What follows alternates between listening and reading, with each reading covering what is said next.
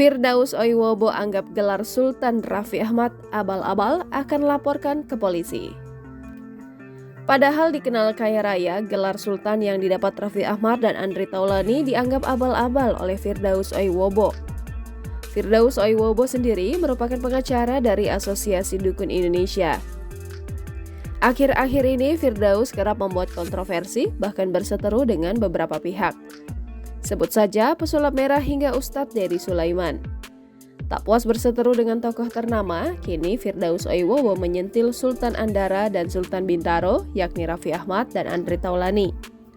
Firdaus Oiwobo berencana laporkan Raffi Ahmad dan Andre Taulany karena nama Sultan kerap menempel di sosok keduanya.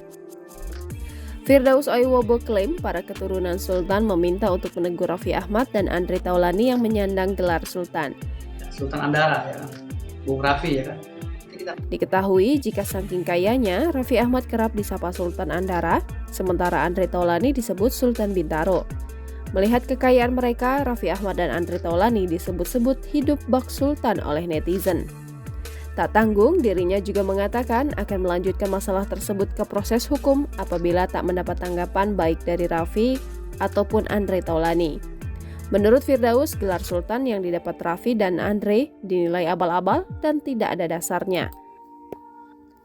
Firdaus Oiwobo sendiri mengaku sebagai salah satu cicit Sultan yang sudah memiliki gelar tersendiri. Bahkan ia juga menyandang jabatan Panglima Sultan. Hal tersebut pun sontak mengundang komentar netizen.